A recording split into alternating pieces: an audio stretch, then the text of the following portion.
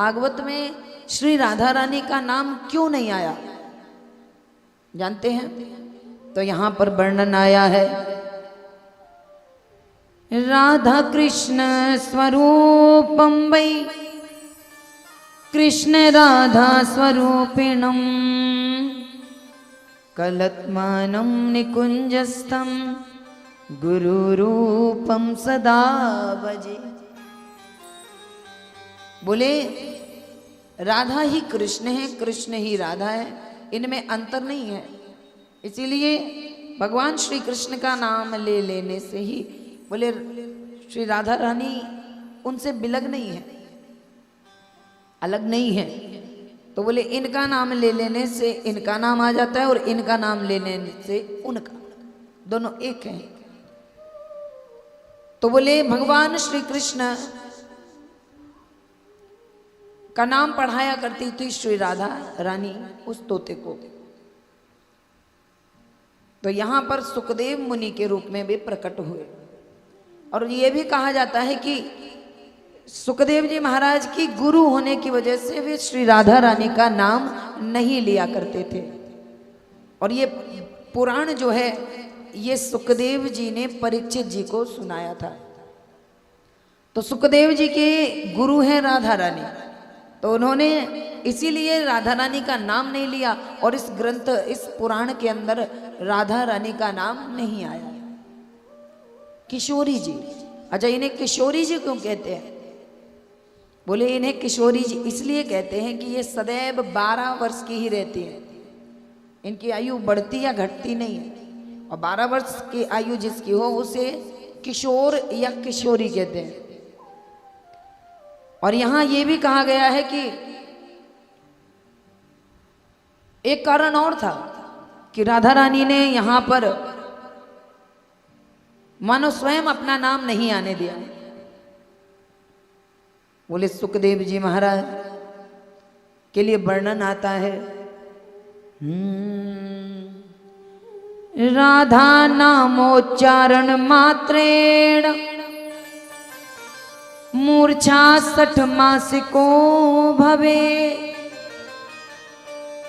एतो नोच्चारितं शब्दम परीक्षेत हितकृत मुनि। बोले यदि राधा रानी का एक बार भी नाम श्री सुखदेव जी महाराज ले लेते तो उनकी मूर्छा 60 मासिको भवेत, 6 महीने की समाधि लग जाती। और परीक्षित का उद्धार होना था केवल और केवल 7 दिन में। तो जब 6 महीने की समाधि लग जाती तो 7 दिन में उद्धार कैसे होता? इस कारण भी उन्होंने राधा नाम मुख से नहीं बोला। यदि वे बोल देते तो इतना प्रिय है ये राधा नाम कि बोले एक बार ही ले लेने से उनकी श्रद्धा जाग पड़ती और उसी समय वे उस नाम में मगन होकर के उनके ही ध्यान में चले जाते और परीक्षित का उद्धार ना हो पाता। इस कारण से। और एक तीसरा कारण, बोले 5 जनों का नाम नहीं लेना चाहिए। शास्त्र कहते हैं कि 5 जनों का नाम नहीं लेना चाहिए। कौन है वे 5 जिनका नाम नहीं लेना चाहिए?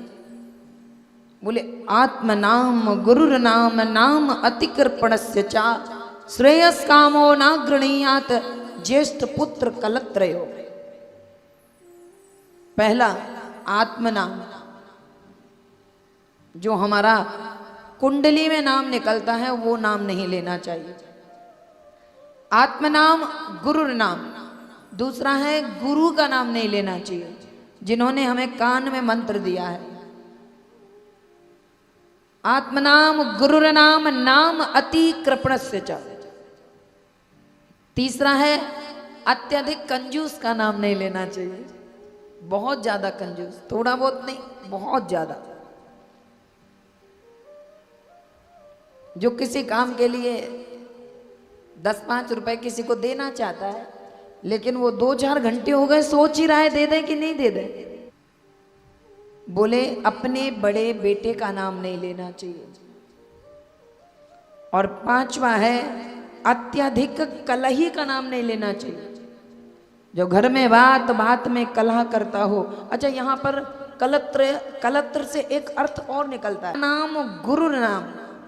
तो जब गुरु का नाम आया तो बोले राधा रानी सुखदेव जी के कौन है? गुरु।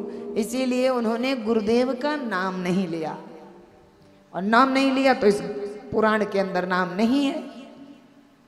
इसी कारण उन्होंने नाम नहीं लिया कि गुरु का नाम नहीं लेना चाहिए। इसीलिए भागवत के अंदर बोले राधा रानी का नाम नहीं आया है। अब देखो, जब अंतर हो तब तो नाम लिया जाए, जब अंतर ही नहीं है तो नाम कैसे लिया जाए? भगवान श्री कृष्ण ने सोचा जब मैं द्वापर में आऊंगा मुझसे सारा संसार प्रेम करेगा। बोले मैं किससे प्रेम करूंगा? तो अपनी आह्लादिनी शक्ति को निकाला, अपनी आत्मा को निकाला, और निकाल करके उसे स्त्री का रूप दे दिया। वे भगवान का ही शरीर हैं, वे अलग से आई हुई कोई स्त्री नहीं है, वे कोई नारी अलग से बन करके नहीं आई हैं। भगवान ने अपनी आत्मा को निकाला और रूप दे दिया, ये बताने के लिए कि यदि तुम्हें सच में करना है तो भगवान को खोजना चाहते हो तो अपनी आत्मा से प्रेम करो, परमात्मा तुम्हारे अंदर बैठे हैं। ये बताने के लिए उन्होंने अपनी आत्मा को रूप देकर उससे प्रेम किया है।